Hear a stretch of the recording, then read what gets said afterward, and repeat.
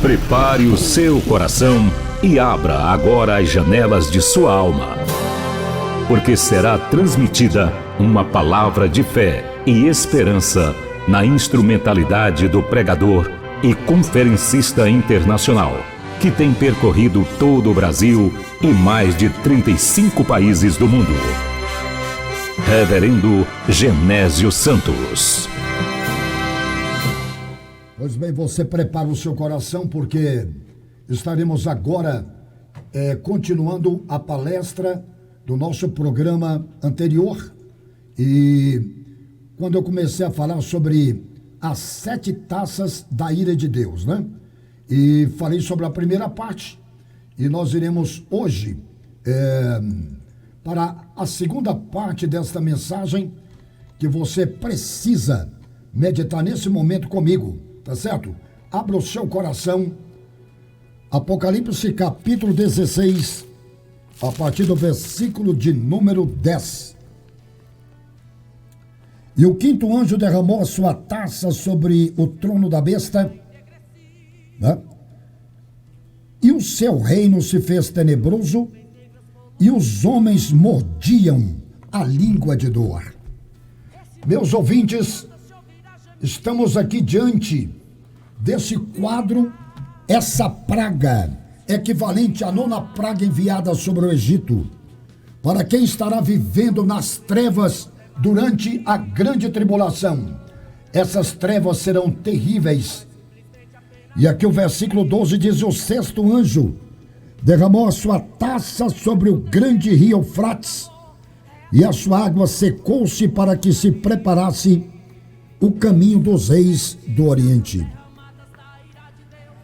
No derramar dessa taça, o rio Eufrates irá secar. O nome Eufrates significa fertilizante. Esse nome Eufrates aparece 50 vezes na Bíblia. A primeira no livro de Gênesis capítulo 2, versículo 14, e a última em Apocalipse aqui, capítulo 16, versículo 12. Esse rio Eufrates é chamado pelos escritores sagrados o grande rio por excelência. Deuteronômio capítulo 1, versículo 7, Josué capítulo 1, versículo 4. E há lugares na Bíblia que ele é chamado apenas de o rio, como em Deuteronômio capítulo 11, versículo 24. Os seus mananciais, ou seja, a origem do rio Eufrates, ele inicia nas montanhas da Armênia. O Eufrates é o rio mais largo, o mais extenso da Ásia Ocidental.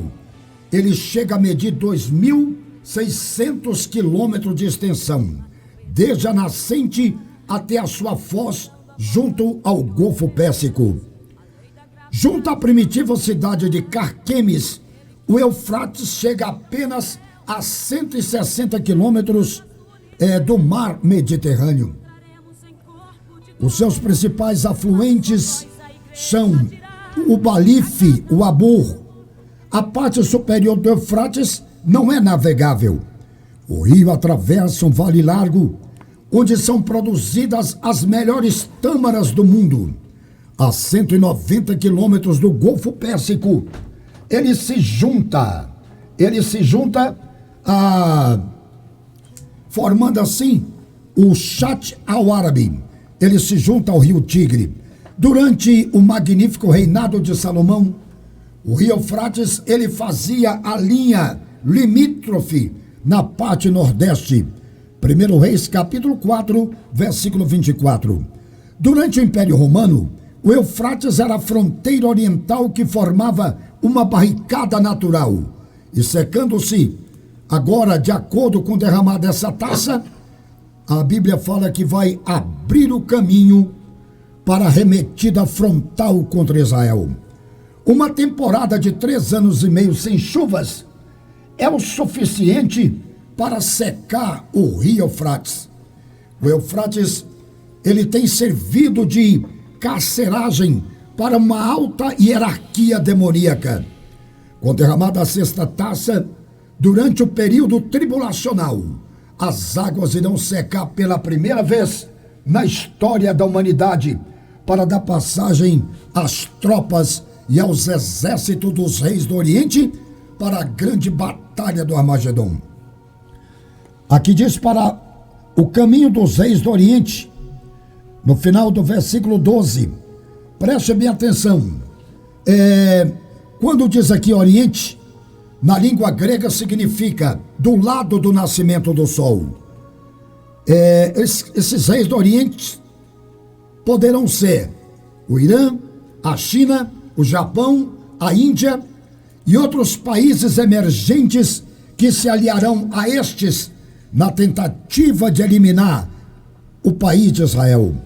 Esses reis orientais, eles representam as forças de destruição.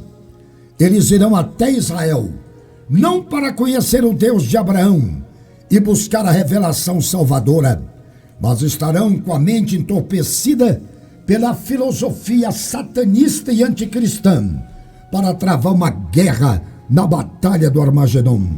O versículo 13 diz aqui: e da boca do dragão e da boca da besta e da boca do falso profeta vi saírem 3 espíritos imundos semelhantes a rã.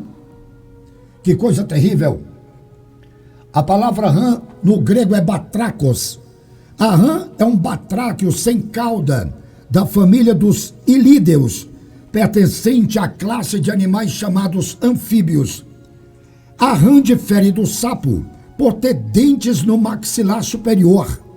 A rã, ela encontra-se na lista de animais impuros no livro de Levítico, capítulo 11, versículos 40 e 41.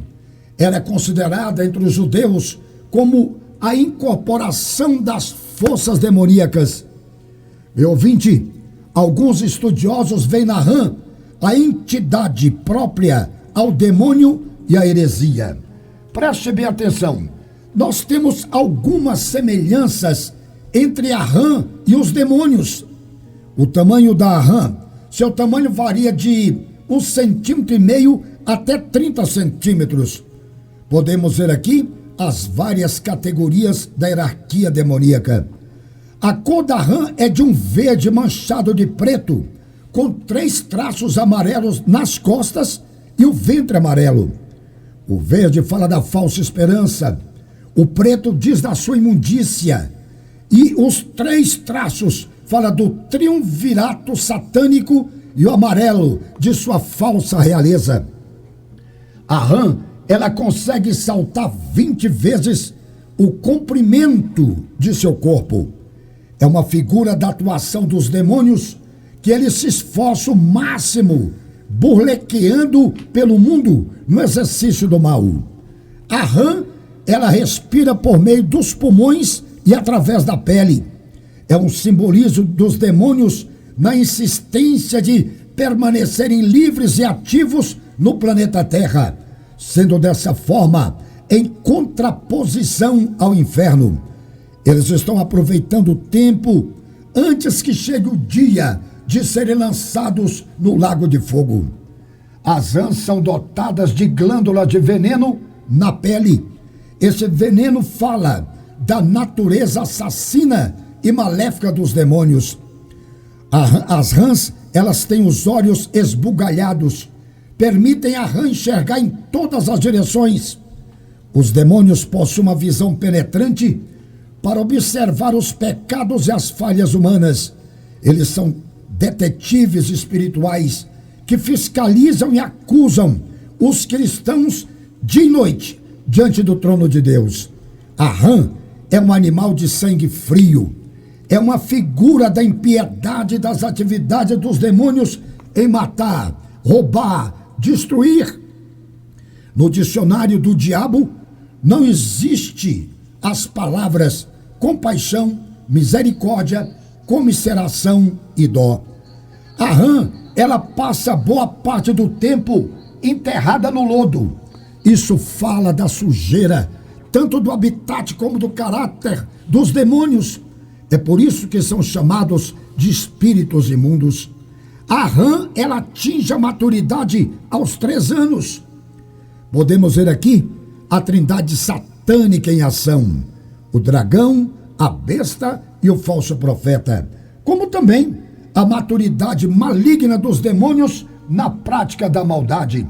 Diz aqui o versículo 15: Eis que venho como ladrão, bem-aventurado aquele que vigia e guarda suas vestes, para que não ande nu e não se vejam as suas vergonhas. O termo vigia no grego é gregoron, que explicita ficar acordado. Enquanto o sacerdote mantinha vigília no templo, um oficial costumava andar em volta do templo com uma tocha acesa em suas mãos. E se qualquer guarda não estivesse de pé e lhe dissesse: ó oficial do templo, paz seja contigo, o que tornava claro o direito de lhe bater com a vara e de queimar suas vestimentas. Essa terceira bem-aventurança do Apocalipse que encontramos aqui é para os que mantêm uma vida espiritual em constante vigilância. Está nu se refere à vergonha da falta de preparação espiritual. Charles Wagner, ele disse: a prática da vigilância cria no homem o hábito da vida interior e a necessidade de fazer passar todas as suas obras sobre os olhares da consciência. Diz aqui o versículo 16: e os congregaram no lugar que em hebreu se chama Armagedon. A palavra Armagedon, ela é originada de dois vocábulos, Ar mais Megido, portanto significa cidade de Megido. O profeta Joel a designa de Vale de Josafá. Essa batalha será a última guerra travada entre as forças do bem contra o mal. Jeremias capítulo 6, versículo 8. Essa localidade tornou-se símbolo de desastre para o exército que nele se concentra. Zacarias capítulo 12, versículo 11. A batalha do Armagedon é descrita na última parte do capítulo 19. A conflitante batalha do Armagedon dá-se-á na planície de Gisrael. No hebraico, Gisrael significa Deus semeia. Esse nome é originado da cidade de Gisrael. Foi chamada de planície de Megido. Esse nome aparece 29 vezes no Velho Testamento. Fica dentro do antigo território de Issacar, como diz Josué capítulo 19, versículo 18. É a mais bela e a mais importante planície de Israel. Ela mede 38 quilômetros de comprimento por 21 quilômetros de largura. Está localizada entre os montes da Galileia ao norte e os de Samaria ao sul. O rio Quizon e outros afluentes irrigam essa planície. Essa localidade foi o palco de vários combates sanguinolentos na história. Baraque derrotou Sísera, o capitão do exército de Jabim. Acasias e Jeú se confrontaram ali também. Josias foi assassinado por Faraó Neco nesse local. Gideão venceu os midianitas e seus confederados. Foi ali também o lugar onde Saul encontrou a morte. O foco cêntrico da batalha será em volta de Megido, mas devido às tropas inumeráveis de várias nações do mundo, elas estacionarão desde Bosra, antiga cidade edomita, que fica a 35 quilômetros ao sudeste do Mar Morto, e também até o Líbano, na parte setentrional. Certo? Versículo 17, estamos chegando ao final. Versículo 17 diz aqui: e houve trovões, vozes, relâmpagos e um grande terremoto como nunca tinha havido desde que há homens sobre a terra. Tal foi este tão grande terremoto. Meu ouvinte, eu quero dizer uma coisa para você. Aqui no versículo 17 diz: e o sétimo anjo derramou a sua taça no ar, e saiu grande voz do templo do céu e do trono dizendo: está feito. Essa praga será a rajada final contra as hostes do mal, tanto satânica como humana. Assim como o brado de Cristo no patíbulo da cruz estabeleceu a concretização e sua obra redentiva, como está escrito em João capítulo 19, versículo 30, diz assim, está consumado. Agora aqui diz, está feito. Essa expressão escatológica, está feito, vai sinalizar o fim da existência do poder do mal sobre a terra. Olha, diz aqui o versículo 18, e houve trovões, vozes e relâmpagos e um grande terremoto. Terremoto no grego é seismo, de onde vem a palavra sismologia, de onde originaram sismógrafo e a própria palavra sismologia, que é a ciência que estuda os terremotos. O Apocalipse faz menção de 5 grandes terremotos. No capítulo 6, versículo 2, capítulo 8, versículo 5, capítulo 11, versículo 13, capítulo 11, versículo 19 e aqui no versículo 18 do capítulo 16. Esse terremoto será o de maior magnitude ou de maior intensidade do que os 4 juntos. Será possível medir a impetuosidade na escala Richter? Porque não será. Será impossível medir. Porque na escala Richter, o terremoto que de maior magnitude vai até 9, né? 9 graus na escala Richter. Agora, esse terremoto será tão grande que será impossível o sismógrafo medir a impetuosidade dele na escala Richter, porque vai ser de amplitude mundial. Será um terremoto tão forte que vai dar na Terra, que a Terra vai cambalear como um bêbado.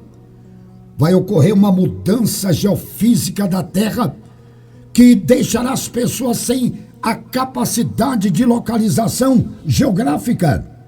A grande cidade que é Jerusalém, ela vai fender em 3 partes e as metrópoles mundiais vão desabar.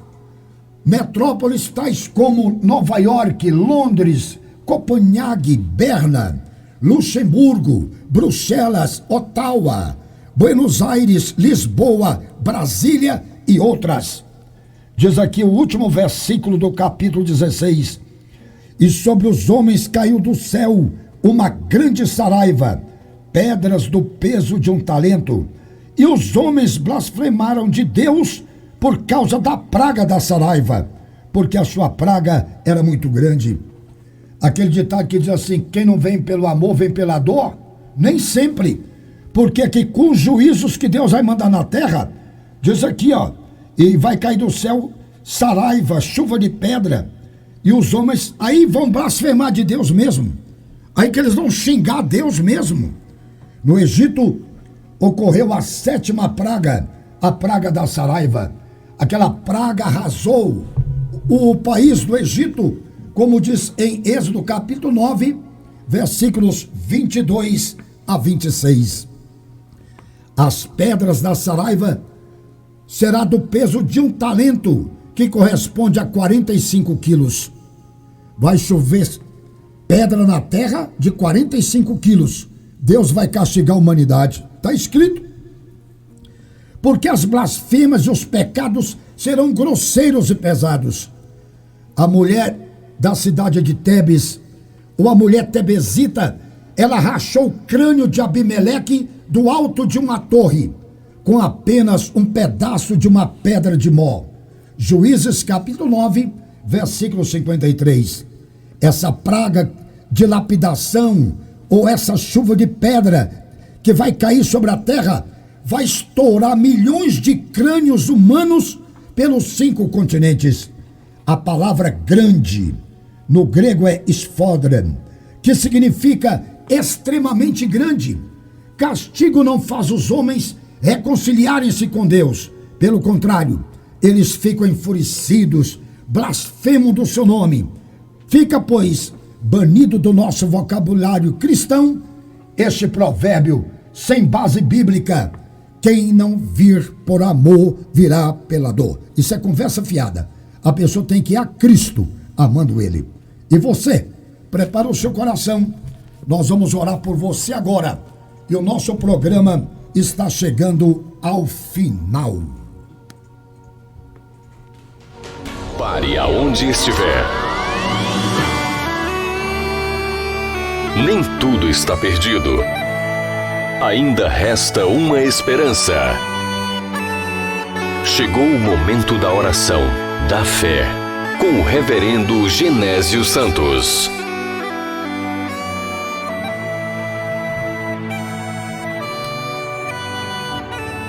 Deus eterno e Pai, queremos te agradecer por esse programa que tivemos. Obrigado pelos ouvintes que participaram. E eu quero aproveitar agora e orar pelo Dorvalino, pelo Dorival, pela Andréia, Alessandra, que está lá em Rorainópolis. Meu Deus, abençoa a família do Divino que aqui está, suas filhas. Oro pela Valéria, Senhor, por todas as filhas dele, a Marina, a Jaqueline, a Ana Clara, né? E Ana Cláudia, Ana Laura. Deus vai abençoar as filhas dele, abençoa o local onde ele mora. Senhor, restaura a saúde do Divino. Meu Deus, abençoa toda a família dele. Aqueles ouvintes que estão doentes, aqueles ouvintes que estão acamados, tristes, com depressão, angustiados, que os corações sejam restaurados. Repreende toda praga, todo feitiço, toda macumba, olho gordo, maldade contra a vida do meu ouvinte. Que os nossos ouvintes sejam abençoados. Nos dê um final de semana na proteção da tua graça. Queremos apresentar essa festa de confraternização que vai ter aqui na Solid amanhã a partir das 15 horas. Pessoas que estão vindo de várias partes do Brasil. Livra de acidente na estrada. Livra de assalto, de roubo. Senhor Deus, abençoe essa festa. Que o teu nome seja glorificado. Nos dê uma tarde abençoada. Em nome de Jesus. Amém. Amém. Meu ouvinte, um grande abraço. Receba aqui um abraço meu na comunicação do Divino Neiva. Um abraço a todos. E aqui na Sonoplastia, Leandro Alves. Muito obrigado. Até segunda-feira, se Deus nos permitir. Um abraço.